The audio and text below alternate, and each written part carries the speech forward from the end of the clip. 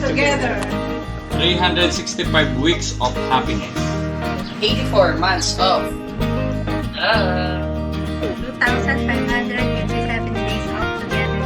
1,368 hours of memories. 3,683,520 minutes of laughter. 220 milyon, 924 at 800 segundong pakikipagkaibigan.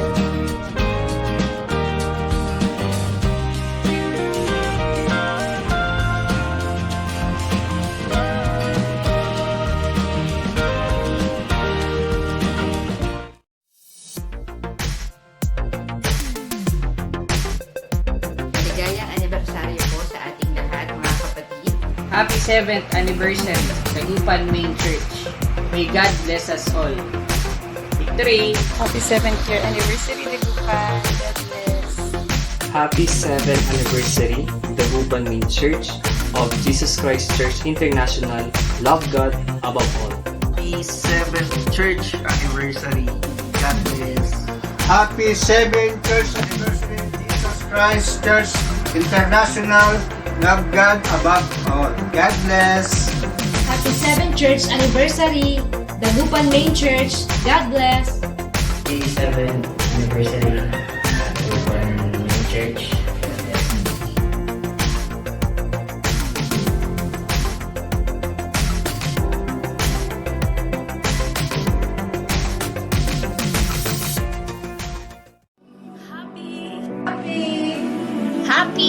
Happy. Happy. Happy. Happy. Happy. Happy. Happy. Happy. Happy.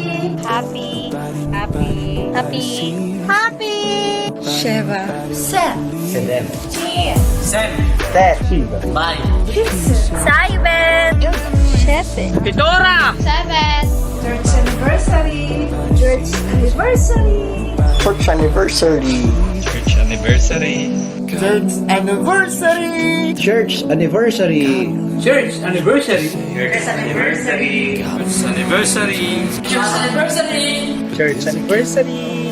Church anniversary. Happy. 7. Church anniversary.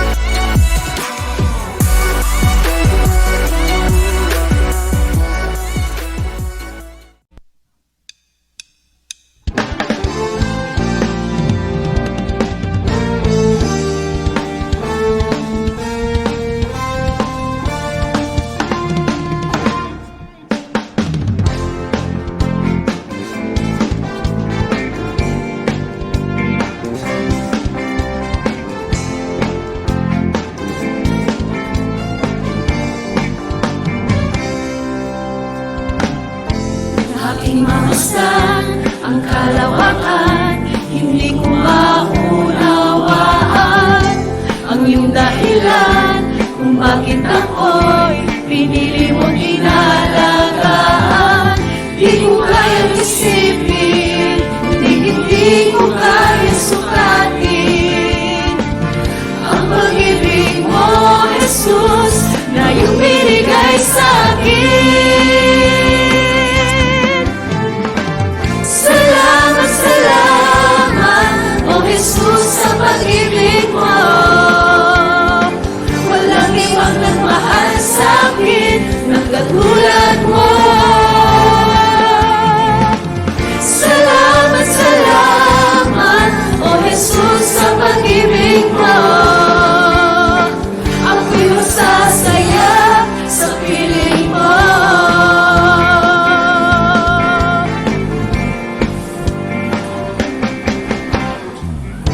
May pagsubok man o kagipitan, ako'y may lalapitan.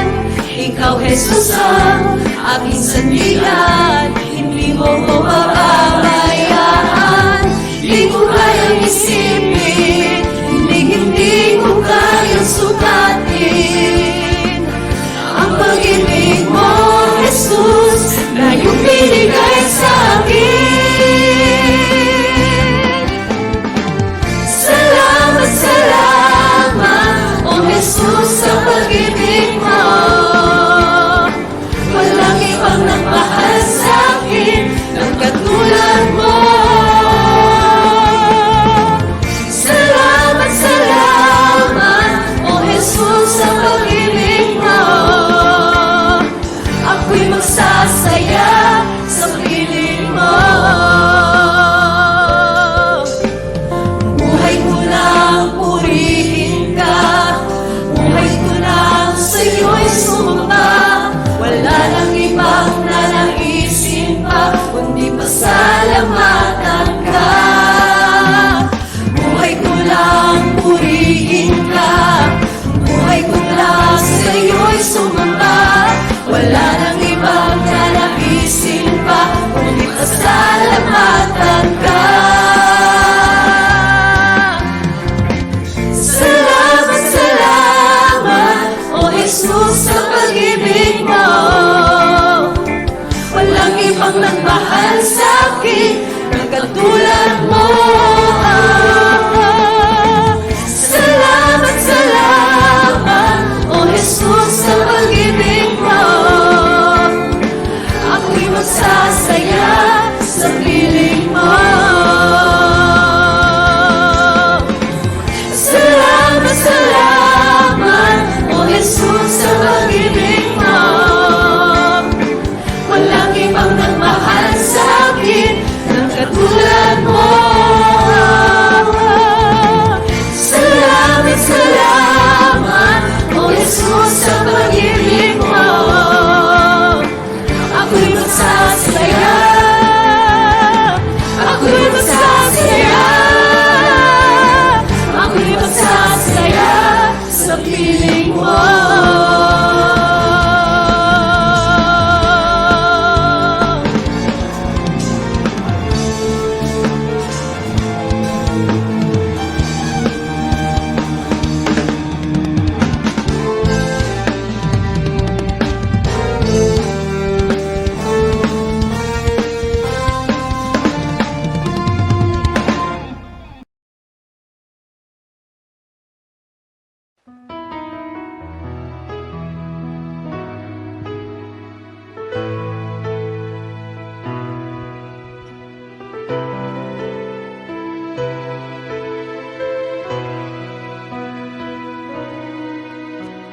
Awitin ko man lahat ng awit sa mundo, di kayang ilarawan ng kadakilaan mo.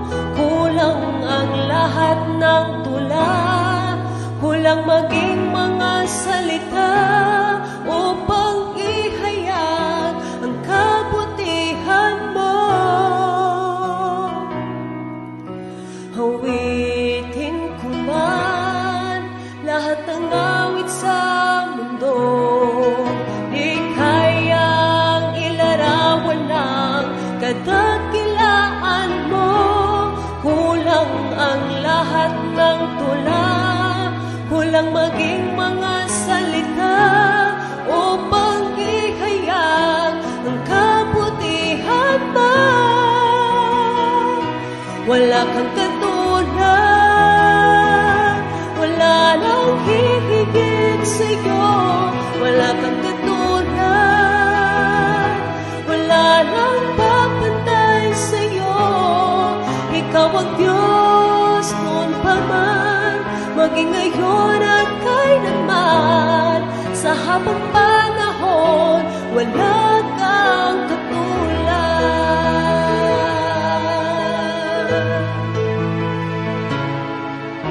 Awitin ko man lahat ng awit sa mundo, di kayang ilarawan ng kadakilaan mo.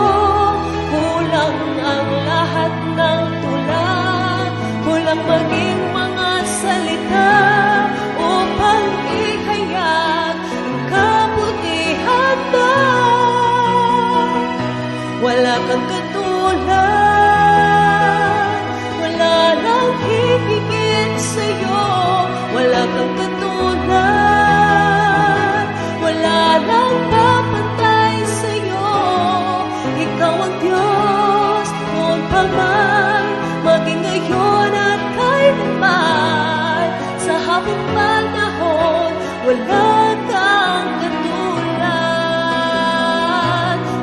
kang katulad, wala nang hihigit sa'yo, wala kang katulad, wala nang papatay sa'yo.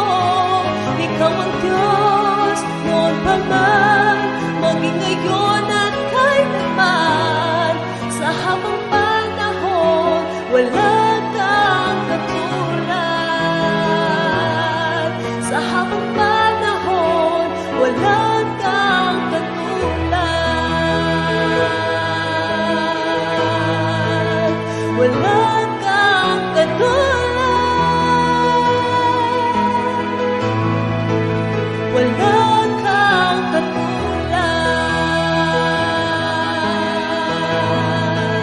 Wala kang katulad. Wala kang katulad.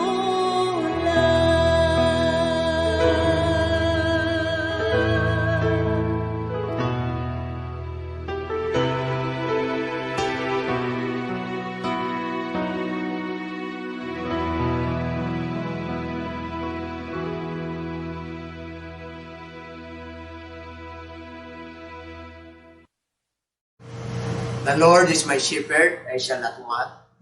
He makes me to lie down in green pastures. He leads me beside the still waters. He restoreth my soul. He leadeth me in paths of righteousness for his name's sake. Yea, though I walk through the valley of the shadow of death, I will fear no evil, for thou art with me. Thy rod and thy staff, they comfort me. Thou preparest a table before me in the presence of my enemies. Thou anointest my head with oil, and my cup runneth over. Surely goodness and mercy shall follow me all the days of my life, and I will dwell in the house of the Lord forever. Lord God, I want to praise you. I want to thank you, Lord, for this opportunity. Bless all those who hear your message, and bless your people, strengthen their faith, and anoint your servant. I lift up your name, and I praise you and I worship you. Make me worthy, Lord. In Jesus' name I pray. Amen. In the book of Matthew chapter 9, verse 35 up to 38. Then Jesus went about all the cities and villages, teaching in their synagogues, preaching the gospel of the kingdom, and healing every sickness and every disease among the people. But when he saw the multitudes, he was moved with compassion for them, because they were weary and scattered like sheep having no shepherd. Then he said to his disciples, the harvest truly is plentiful, but the laborers are few. Therefore, pray the Lord of the harvest to send out laborers into his harvest. And my preaching this morning is entitled, I sent you to harvest. As the scripture, as we read, Jesus Christ went about all the cities and villages. He is the example of his evangelization. Nilibot niya po ang bayan-bayan, mga cities, villages. Ang ginawa niya, nagturo, teaching in the synagogues, preaching the gospel of the kingdom, and healing every sickness and every disease among the people. So he is the example sa fivefold ministries. Ginampanan niya po yun. Naglibot-libot po siya, nag-evangelize po siya. He is an evangelist. He preached the kingdom, the gospel of the kingdom. Nag-preach siya, nangaral po siya. And healing every sickness and every disease among the people. Kumilos Maraming gumaling. Bakit maraming gumaling? Eh, siyempre po, nagkaroon po siya ng compassion. But when he saw the multitude, he was moved with compassion for them because they were weary and scattered. Nagkaroon po siya ng habag. Napakarami pong makikinig. Tila baga wala silang pasto. Sila'y naglulupay-pay. Sila'y malungkot. Pagod na pagod.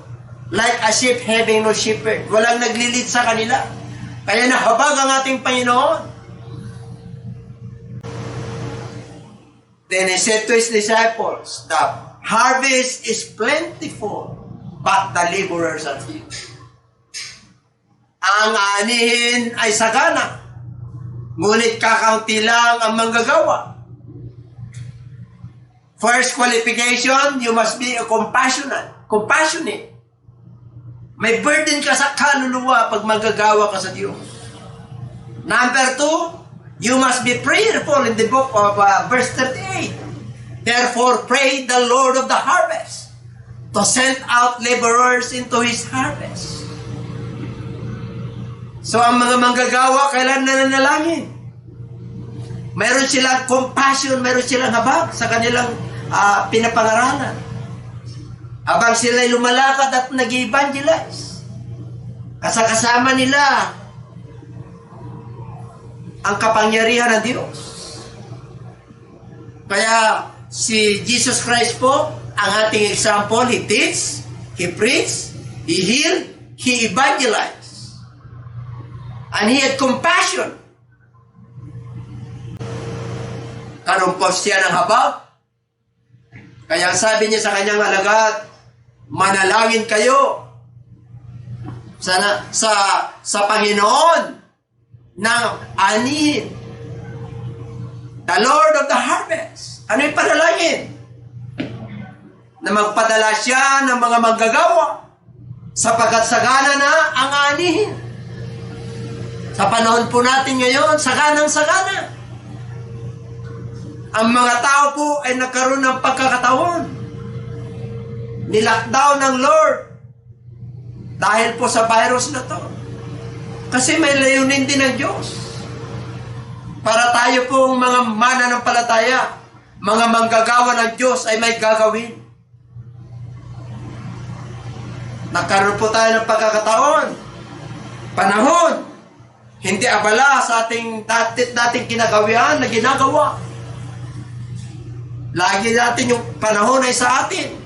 Pero pinahintulutan ng Diyos ito para mayroon po tayong panahon sa ating mga mahal sa buhay, sa ating sarili, sa Diyos, sa pakikinig, sa pagbabasa ng Kanyang salita. Mag-restore po tayo ng kayamanang panlangit. Sinabi po yan sa Book of Matthew. Lay up your treasures in heaven. Panahon na po para mag-imbak po tayo ng kayamanang panlangit. At naghanap na po ang Lord ng anihin. Napakaraming anihin sa Ghana. Ngunit kukunti lang po ang mga manggagawa. Kaya sabi niya sa kanyang alagad, pray ye therefore that the Lord of the harvest shall send laborers in the field, because the harvest truly is plentiful, but the laborers are few. So nagkaroon ng compassion ng Lord. Kaya tayo rin magkaroon tayo ng compassion. Nagkaroon tayo ng habag sa mga nangyayari. Lalo na kung tayo po ay manggagawa ng Diyos, mga mananampalataya. Nandun po tayo sa fivefold ministry. Maaaring ikaw ay isang evangelist. Maaaring ikaw ay isang preacher, isang pastor, isang teacher. Meron po tayong gagawin. Gusto ng Lord kahit na naka-lockdown, kahit na namamahinga po tayo, kailangan we must meditate His word day and night. Yan po ang word of the Lord. Kaya sabi sa Joshua 1:8, this book of the law shall not depart out of your mouth, but meditate therein day and night. Instead of meditating in your problem, magnifying your problem, We must meditate on His Word. Para sa magkakaroon po, magkaroon po tayo ng magandang tagumpay. Pangako ng Diyos po yan. You have a good success. Kaya dito po, nais ng Lord, okay, compassion, pray, and burden. The book of John chapter 4, verse 34. Okay. Jesus said to them, my food is to do the will of Him who sent me and to finish His work. Pag sinabing John chapter 4, ito po yung Samaritan woman. Humingi po siya. Ang ating Panginoon ay humingi ng tubig. Ang sabi niya, nung babae, ikaw ay Hudyo. Ako ay Samaritan. Wala tayong dealing sa isa't isa. Meron tayong racial discrimination. Pero sabi ng Lord, kung kilala mo lang itong humingi sa iyo, ito yung nagbibigay ng hindi ka na kailanman mauuhaw pa. Ang sabi ng babae, gusto ko yan. Ang sabi ng Lord, tawagin mo yung asawa mo. Kaya wala akong asawa, totoo yan. Pero meron kang 5. Yung isang kinakasama mo ay hindi mo tunay na asawa. Kaya dito po, samantalang dumating na ang kanyang mga alagad sa 34, kumain na kaya siya? Palis na po yung babae, yung Samaritan woman. Kaya sabi ng Lord, my food is to do the will of Him who sent me. Ano yung food niya ron? Yung Word of God, sinira niya yung Samaritan woman. And to finish His work.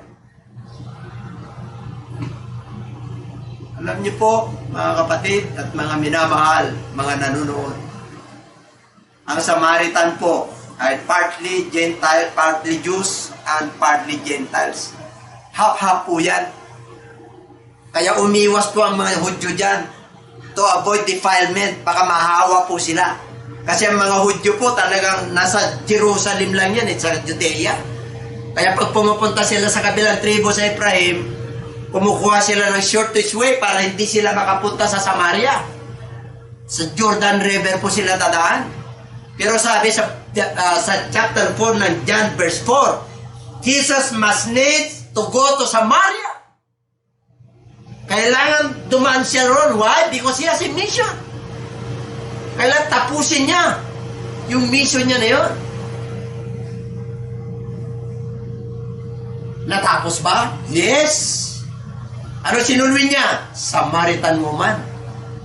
Samantalang nag-uusap sila ng kanyang mga alagad, nagpapatutunay yung Samaritan woman. Ito na yung propeta, ito na yung misaya ang hinintay natin. Kaya napakarami siyang nasulwi. Nakiusap pa nga sila sa kanya eh.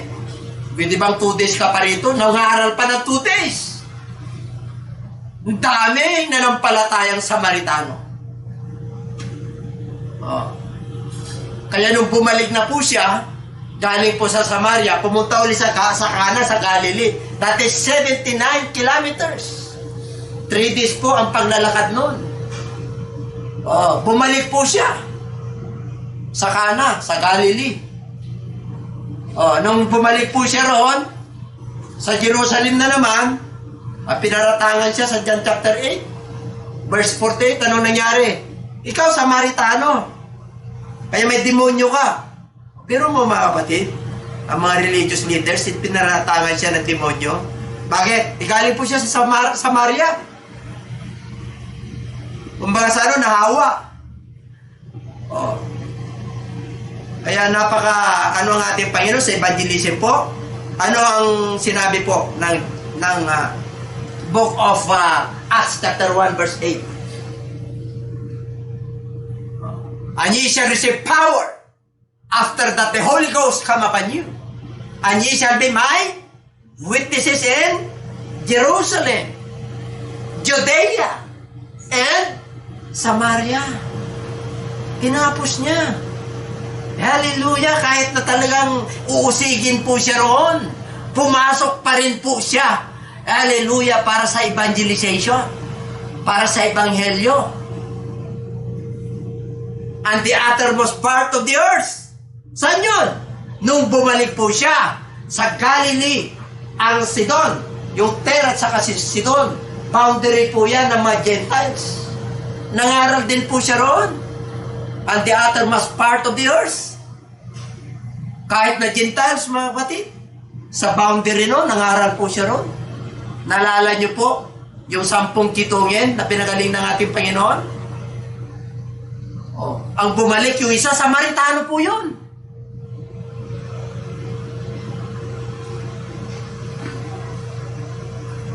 Oh, yung isang, who is my neighbor? Yung tulisan. Mayroong inambo sa kalye. Unang dumaan, priest, sacerdote. Umiwas. Mga religious leader ito, mga relihiyoso. Pangalawa, yung Levites. Pag sinabing Levites, tribe of Levites, mga naglilingkod po yan sa templo. Umiwas din. Pero ito yung Samaritano. Nahabag. Ano sabi ng Lord? Sino ang tama ron? O his neighbor. Sino ang tamang neighbor niya? O di yung Samaritan. Ano ibig sabihin ng Lord doon? Kahit na makasalanan ka, kahit na ano pang ginawa, anong uri ka sa lipunan, anong pananaw sa iyo sa lipunan, lalapit ka lang sa ating Panginoon. Mahabag ang Diyos sa iyo. Pwede ka magbago. Kaya nga harvest time eh. Hindi namimili ang Lord.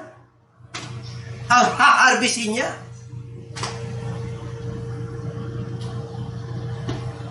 Hallelujah.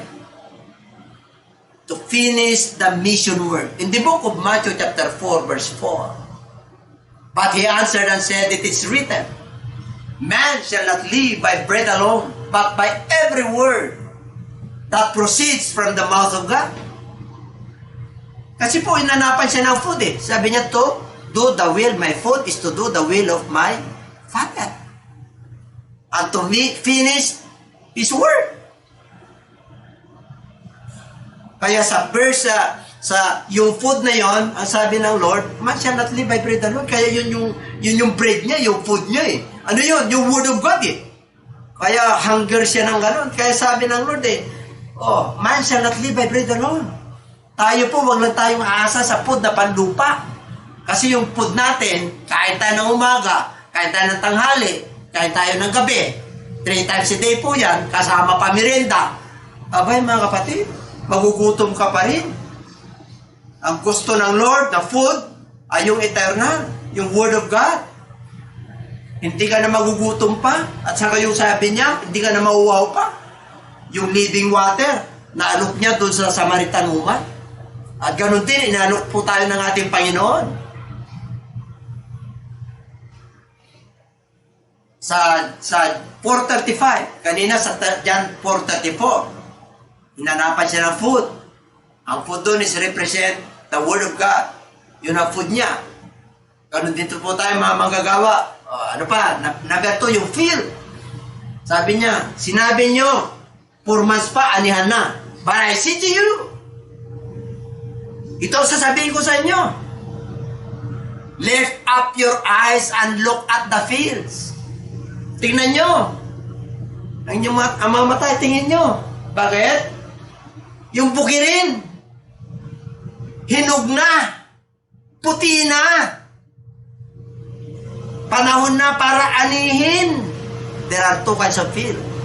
Yung sabi niya, sa 4:35 ng John, do you not see there are still 4 months and then comes the harvest? Yung tinutukoy niya po yung dinadaanan nila field. Yung natural field. 4 months ani na tayo rito sa mga trigo na to. Pero sabi niya, I say, but behold, I say to you. Mga mananampalataya, mga manggagawa ng Lord, my co-workers. Lift up your eyes. Ang ibig po sabihin, ikala mo, yung tingin mo, and look at the fields. Yung field dito, itong mundo na to. Hindi yung literal na field. Kasi doon po tayo nakapokus sa literal, pagkain na material. Harvest na material. Kaya maraming nakaalala ngayon, hanggang kailan itong lockdown na to, abutin pa ba ng another month? Saan tayo kukuha ng pagkain? Eh dapat samantalahin natin na kumain ng salita ng Diyos para mapusog po tayo. Para marami tayong baon-baon. Para kapag dating na naman ng pagkatapos ng lockdown, ay may lakas na naman tayo sa spiritual.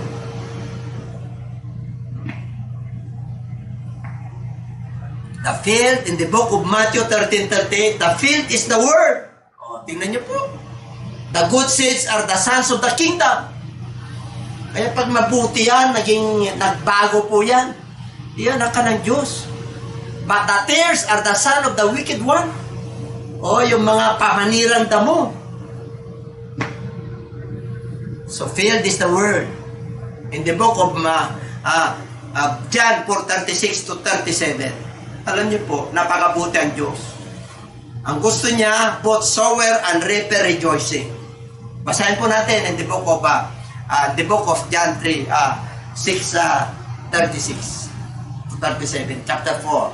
And he who reaps, receive wages. Diba? Siyempre po, ang umaani ay tumatanggap ng upa and gathers fruit for eternal life. So may fruit. Yung mga nag-iipon ng bunga, yung bunga doon, yung mga mananampalataya. Yung bunga, the fruit of the Holy Spirit gathers fruit for eternal para sa buhay na walang hanggan. That both who sows and he who reaps may rejoice. Alam niyo po, nais ng Lord na yung nagtatanim at yung umaani ay may gana. Ibig sabihin, yung pagpapagod mo, may upa, at nagagather ka ng magagandang ani sa mabubuting gawa, nagagather ka rin sa buhay na walang hanggan sa kabilang buhay. Nais ng Lord na tayo po ay mag-rejoice, both the sower and reaps. For in this saying is true. Ito, ano yun? One sows and another reaps. Kaya't sinabi niya sa kanyang mga lagat, tunay na napakarami. Okay. John chapter 4, verse 37. Yung may emphasize lang po tayo dyan. Sapagkat dito'y totoo ang kasabihan. Isa ang naghasik at iba ang umaani. Kayo ba'y papayag po doon? Kayo naghasik tapos iba umaani. E baka sabi niyo, unfair naman ang Diyos. Very fair ang Lord. Mababasa po natin mamaya. Kasi dito, pag ito ay tinignan mo sa context, kaya sabi niya sa verse 38, kayo'y sinugo ko upang anihin ang hindi nyo pinagpaguran. I sent you to harvest. Yung hindi nyo pinagpaguran, others labor. Yun yung verse 38 po nun. Kaya yun ang aking title. I sent you to harvest. Why? Papasok kayo sa hindi nyo pinagpaguran. Ano bang ibig sabihin ng Lord? Unfair naman.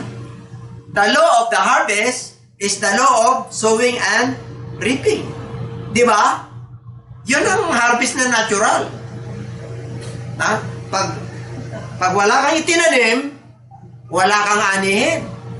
Kaya kung umani ka na wala kang itinanim, may bagay na hindi ginawa, na illegal yan. Baka nandaya. Panag-illegal po yan. Kaya meron nga tayong AMLA. Yung money, pagkasakwan, sa money laundering law, kung saan yung resources, kung wari, nagkaroon ka ng pera na malaki, o alam ng mga bankers, yung financial institution, kung saan galing yung pera.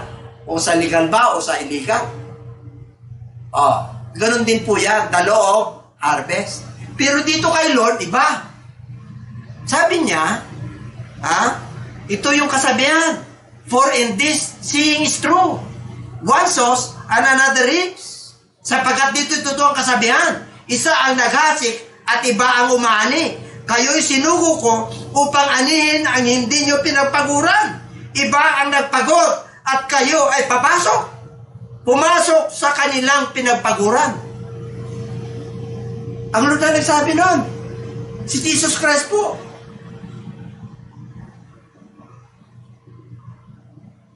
Tingnan po natin ang book of Matthew chapter 13. The field is the word. The good seeds are the sons of the kingdom, but the tares are the son of the wicked one. Alam niyo po, ang naghahasik po ng salita ng Diyos, ang naghahasik po ng mabuting binhi ay ang ating Panginoon. Kaya sabi niya, the field is the word. Sa 37 po niya, sa Matthew 13:37, the sower of the good seed is the Lord Jesus Christ. Siya po ang nagtatanim. Tayo po ay ginagamit lang po. Kaya pwede niya sabihin na pasukin niyo yan. Ibig po sabihin, maluwag ang gawain ng Diyos. Tingnan nyo sa gospel po, walang boundary talaga, guyi in all the world. Pero tayo po ay may ethics, may etiquettes po tayo. Hindi ang ibig po sabihin ng Lord yan, maluwag. Ibig po sabihin, pag tayo po ay nagli-labor, gumagawa po, plant lang tayo ng plant. Kasi sa 1 Corinthians 3, chapter 3, verse 6, may nagtatanim, may nagdidilig, ang Diyos ang nagpapalago. Tanim lang po tayo ng tanim. Wari, inuusig tayo sa pagtatanim natin. Dahil hindi tayo naintindihan, tanim lang. Huwag kang mag-steady dyan, forward lang. Mahirap ang mundo, nakalakin. Anong gawin natin? Ito, social media. Nakatipid nga po tayo eh. Nakatipid tayo ng pera. Nakatipid tayo ng pagod. Diba? Ang gagawin lang po natin, mag-load tayo. Gamitin po natin yung mga laptop natin, yung mga cellphone natin. Manalangin po kayo, group.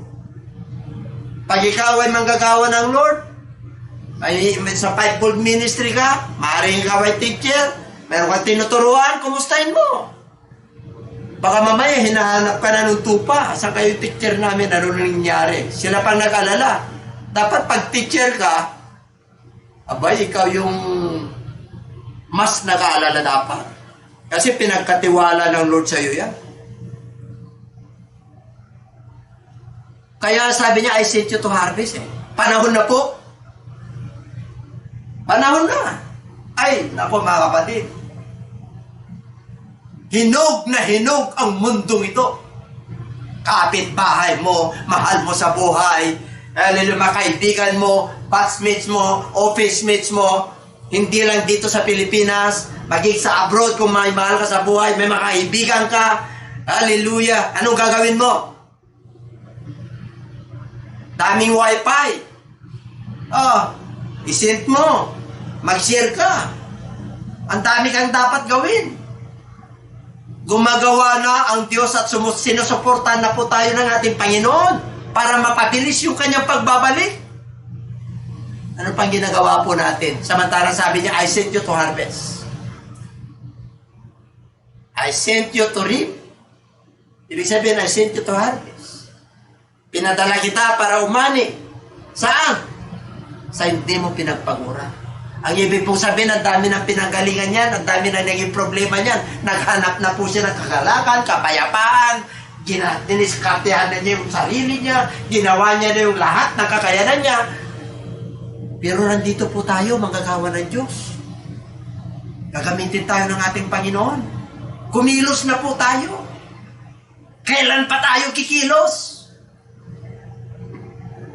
Alam niyo pagbabalik ng Lord in a twinkling of an eye. Hallelujah. Sa isang mata, sikis lang po yun. O at least, pag nagampanan po natin ito, we have the confidence to face the Son of Man. Mayroon tayong lakas ng loob para tayo ay umarap sa ating Lord. Panginoon, salamat po sa pinagkatiwala mong ministry. Nagampanan ko po doon. Nagampanan ko po, nagawa ko po sa best ng aking makakaya para maluwalhati ka, Panginoon. Sabi niya, I sent you to harvest. Hindi po unfair ang Lord. Very fair po siya. Kasi kunti lang ang manggagawa eh. Kaya sabi niya, pray to the Lord of the harvest. Ano yung pagpipray? Yung nagmamayari ng anihin na magdala ng maraming manggagawa. Ang daming manggagawa dapat. Huwag kayong matakot mga manggagawa ng Lord. Yung mga pangyayari po, kasama po yan sa pagmamature. Tinitingnan ng Lord kung magtiwala ka sa Kanya. Tinitingnan ng Lord kung takot kang maging manggagawa niya. Ang mga takot po at duwag, hindi makakapasok sa karya ng Diyos. Sa Book of Revelation. Kaya pag ikaw ay tinawag ng Lord, ay samantalahin mo. Yes, Lord. Pagka sa Lord, yes. Pagka sa word, sa demonyo, no. Dapat marunong tayo mag-reject eh. Pag sa Lord, yes. Kahit na may sacrifice. Kahit na may gastusin. Kahit na nakakapagod. Kahit na may sakripisyo. Sakripisyo ko yung trabaho ko. Sakripisyo ko yung pamilya ko. Yung panahon ko sa pamilya ko mabawasan. Panahon ko sa trabaho ko mabawasan. O yan o. 24 hours naman po tayo. You can manage. Manage mo po ng maayos. Mas marami yung wasted time eh. Kaya sa yung time na very precious. Alam niyo po, alam po natin, na pag tayo po ay trumabaho sa gawain ng Diyos. Ako tuwan-tuwa ang word po. Hindi po mawawala ng kapulungan yung ating ginagawa. 1 Corinthians 15:57. Be steadfast and move on. The labor of the Lord. The Lord is not in vain. Sa Matthew 28:19, sabi niya, Guyi, kaya tayo po lahat. Sa ano pala, sa John chapter 15 verse 16, yung bunga kanina. Pero tinawag dun eh. Yung bunga na magagather ng fruit. John chapter 15 verse 16. You did not choose me, but I have choose you. And appointed you, tinalaga kita, akong pumili sa iyo. That you should go. Humayo kayo and bear fruit. Yun, yung fruit. And that fruit, bear much fruit. Saganang fruit. And that your fruit should remain. Ang nais ng Lord, yung mga bunga po natin ay mananatili. Gusto niyo blessing? Ito na po, that whatever you ask the Father in my name, He may give you. Yun lang po hinintay ng Lord. Siyang may gusto nito eh. Di naman, ayaw naman natin ito, pero siyang pumili sa atin eh. Na maging mananampalataya, maging manggagawa ng Diyos. Pero meron tayong gagawin. Kaya niya tayo pinili, itinalaga, inappoint niya tayo para humayo. At para mamunga na kagaya nating mananampalataya. Dati wala tayong kinakatakutan ng Diyos. Pero nung naging mananampalataya na po tayo, napag ang Diyos, nagsisi po tayo, binago tayo ng ating Panginoon. Pinagaling tayo ng ating Panginoon. Pinagpala tayo ng ating Panginoon sa lahat ng areas ng ating buhay. Yung pagpapala po, hindi nababase po sa yaman sa mundo ito. Ang pagpapala po, ay balanse. Kahit na tama lang yung dumarating sa iyo, pero masaya ka. Lord, salamat.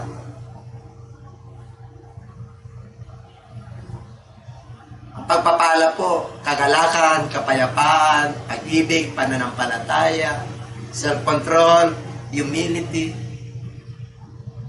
gentleness, hope, faith, and love. Grabe po. Kaya sabi sa Matthew 28:19, mga manggagawa ng Diyos, go ye into all the world. Into all the world. Pag ikaw ay tao na nabuhay sa mundong ito, meron kang sariling word. Meron kang sariling mundo. Meron kang sariling kinabibilangan. Palagay ko naman, may kamag-anak ka, may kaibigan ka.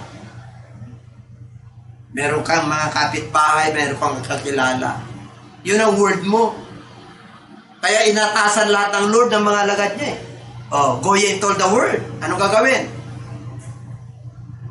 To make them disciples. To teach them. Baptizing them. Nandun na naman yung gospel. Baptizing them in the name of the Father, and of the Son, and of the Holy Spirit. Nandun na naman yung utos eh.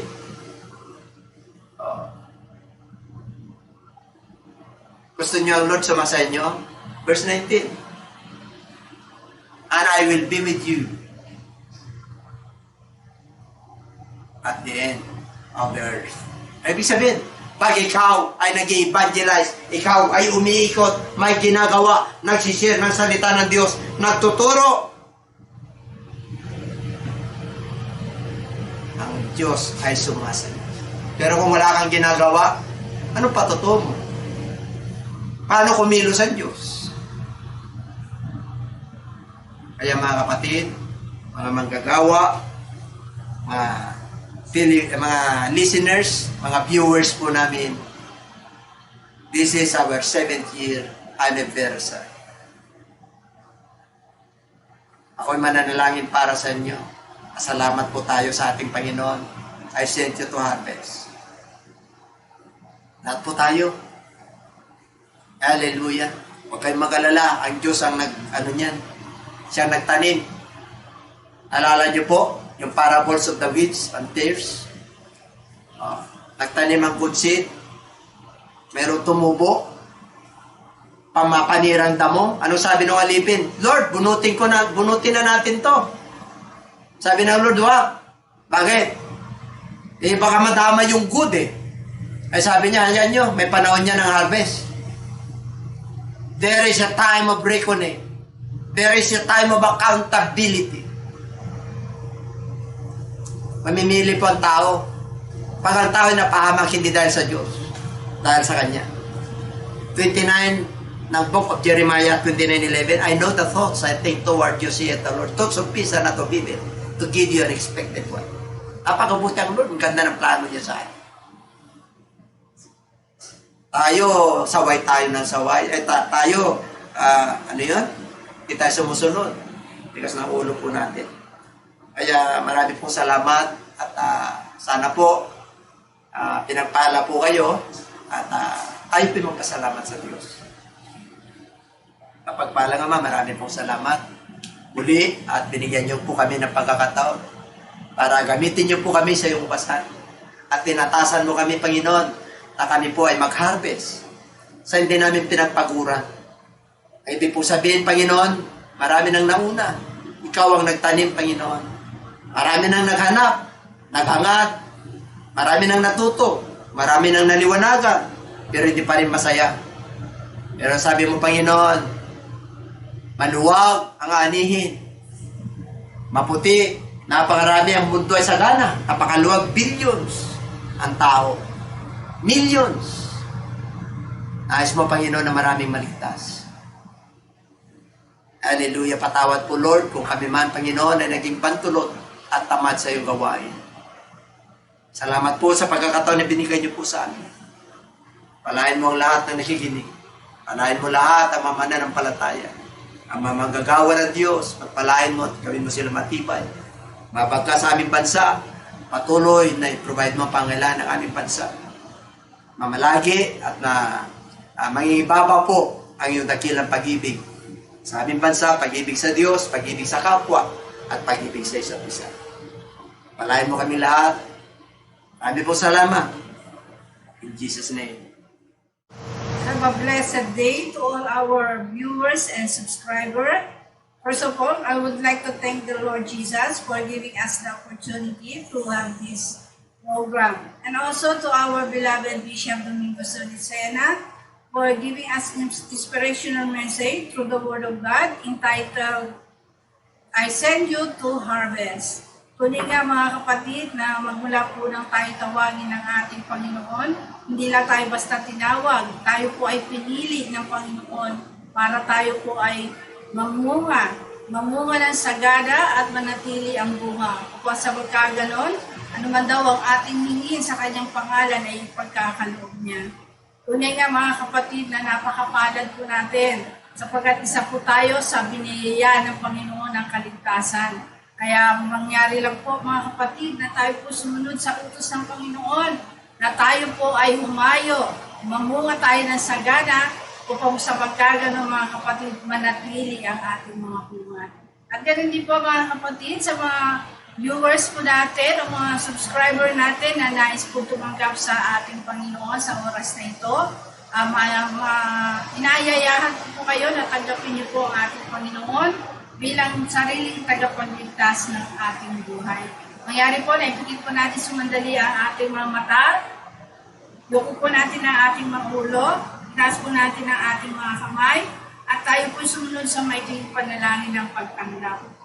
Amang banal na makapangyarihan sa lahat, salamat po sa pagkakataong ito na ibinigay mo po sa akin upang ako po ay makalapit sa iyong banal na trono. Patawarin mo po ako, Ama, sa lahat ng aking pagkakasala, pagkukulang, pagkakamali na nagawa sa iyong harapan. Linisin mo po ako, ayusin mo po ako, at patawarin mo po ako sa lahat ng kasalanang aking nagawa. At sa oras na ito, tinatanggap kita bilang Panginoon at sariling tagapagligtas sa aking buhay. Tinatanggap kita bilang kaisa-isang Diyos. Pagarihan mo po ako mula ngayon hanggang sa iyong pagbabalik. At tulutan mo po na ako po'y makasunod sa iyong dakilang kalooban. Salamat po sa kaligtasan at kapatawaran na aking natamo. Ito po ang aking samot dalangin sa iyong dakilang pangalan, sa pangalan mo po, Panginoong Yesus. Amen. Ang tinanggap po natin ay ang ating Panginoon at sa mga nais po na sila po ay magpabaptize po, mangyari lamang po na kami tawagan niyo po. At good news po, meron po mga 3 kaluluwa na tumanggap po sa Lord at nagpabaptize po siya. Praise God. Alam niyo mga kapatid, marami pong anghel sa kalangitan ang nagagalak pagka meron pong nababaptize sa pangalan ng ating Panginoong Jesus. At sana po mag-desisyon po tayo habang may panahon pa na huwag po tayo mag-atubili, magpabaptize po tayo sa pangalan ng ating Panginoong Jesus upang tayo po'y patawarin at tanggapin natin ang kaloob ng Espiritu. Maraming po salamat din mga kapatid sa mga kapatid po natin na walang sasawa sumusuporta sa ating programa dito po sa JC LGAA. At kung kayo po ay napagpala, huwag niyo po kalimutan na mag-subscribe, mag-like at mag-share po ng ating programa upang ang lahat po ay mapagpala sa salita ng ating Panginoon. Maraming salamat din po sa ating Panginoon sa matagumpay na pagdiriwang ng kaarawan ng ating mahal Bishop Domingo C. Lucena. Naging masaya po at tunay mga kapatid na nagpapasalamat po ang ating mahal na Bishop sa mga kapatiran po na nakaalala, mga bumati at nagbigay ng kanilang regalo sa ating mahal na Bishop. Pagpalain po kay lahat ng Panginoon. At nawa patuloy po tayo na maging mapagmahal sa mga lingkod ng Diyos sapagkat ang Diyos po ay nagtalaga sa atin ng pastor na kakandili po sa atin. Kaya dapat po na mahalin natin sila, igalang natin sila at bigyan ng puwang sa ating mga puso. At ganoon din po, nais ko rin po pasalamatan ang ating mga kapatid, ang ating mga kapatira na sumuporta, nakiisa sa ating ikapitong church anniversary po. Salamat po sa inyong pakikipag-isa, cooperation nyo po na naging matagumpay po ang anniversary na church na ito. Sa ating pong online church anniversary, panoorin nyo po. Tunay na nakaka-uplift po ng puso dahil ng spirit, dahil nakakatuwa po na mamasdan ang mga magkakapatiran na nagkasama-sama para po sa ikararangal ng ating Panginoon. Pagpalain po tayong lahat ng Panginoon at happy church, 7th year church anniversary po natin. Tayo naman po ay dadako po sa ating ending prayer. Bago po tayo mag-iwahiwalay pansamantala, idulog po natin lahat ito sa Panginoon sapagkat siya po ang nagbigay sa atin ng tagumpay, siya po ang nagbigay sa atin ng gawain ito. Lahat po ng ating plano nagkaroon po ng katuparan dahil po sa Panginoon. Marapat lamang po na tayo po laging magpasalamat sa ating Panginoon. Pigit po natin sumandali muli ang ating mga mata. Tayo po dumulog sa ating Panginoon. Yes, O God. Hallelujah. Purihin ka, Lord. Dakilain ka, sambahin ka. Tunay, Lord, na napakabuti mo po. Maraming po salamat, Lord God, sa tagumpay na ibinigay mo po sa amin, Panginoon. Magmula, Panginoon o Diyos, na tawagin mo po kami sa gawain ito. Salamat po sa iglesia na pinagkatiwala mo po, ang Jesus Christ Church International, Love God above all. Lord God, ikaw lamang po mapapurihan, maparangalan sa gawain ito. Sa ganang sarili namin, Lord, wala po kaming magagawa kung wala ka. Kaya taos puso po kami nagpapasalamat sa iyo, Panginoon, sapagkat tinawag mo po kami, pinili mo kami sa karamihan, upang, Lord, i-declare ang iyong kabutihan, i-declare ang iyong dakilang pangalan, at sabihin sa kanila na ang pagliligtas mo ay malapit na. Maraming pong salamat, Lord God. Ganun din sa aming mahal na Bishop Domingo C. Lucena, ang iyong lingkod, Panginoon, na tinawag mo rin at pinili mo, in-inspired mo ng Holy Spirit mo, binigyan mo ng iyong mga salita. Salamat po sa kaarawan na ibinigay mo po sa Kanya sa araw na ito. Lord God, hallelujah, patuloy mong abutin ang aming mahal na Bishop Domingo Lucena, Panginoon. Ibigay mo po sa Kanya ang pagpapalang nagmumula sa iyo, Panginoon. Lagi mo po siya iingatan, Panginoon. Gamitin mo siya mightily sa iyong gawain. Bigyan mo po siya, Lord, ng triple portion of your anointing, Panginoon.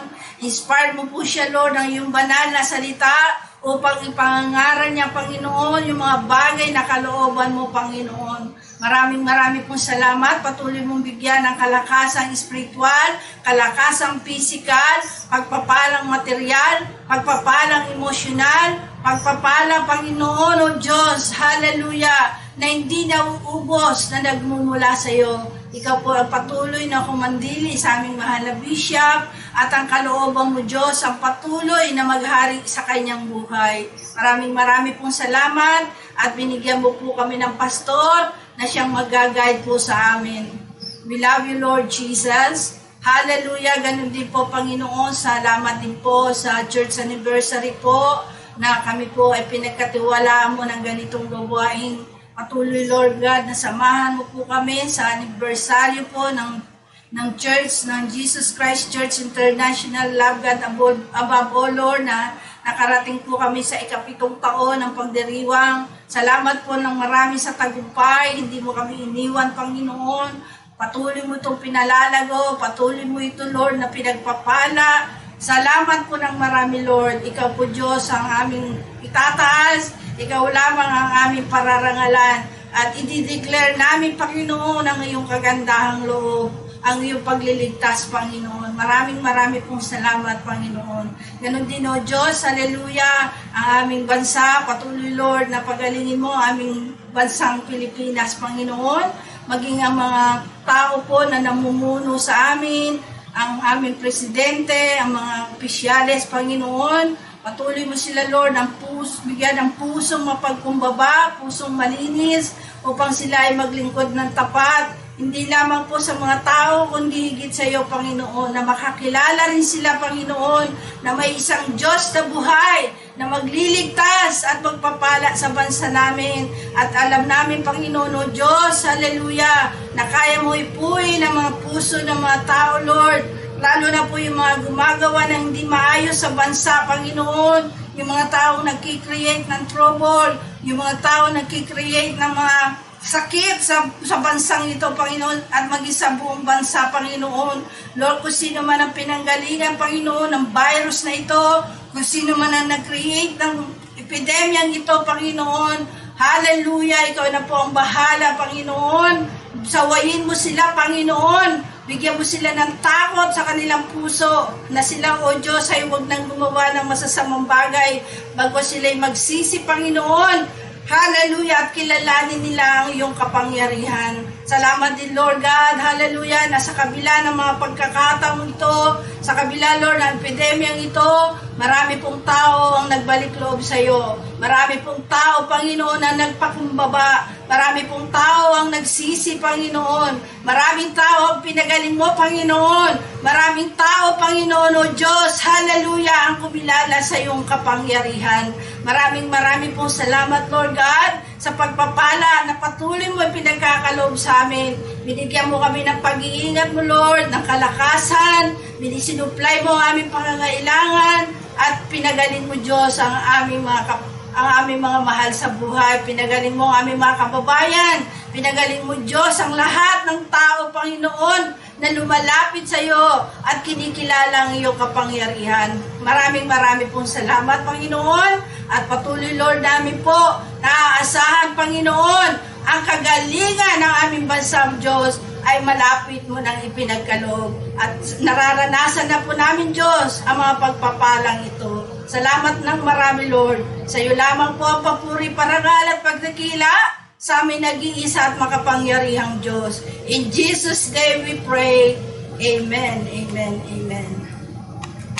God bless you po at salamat po sa ating Panginoon.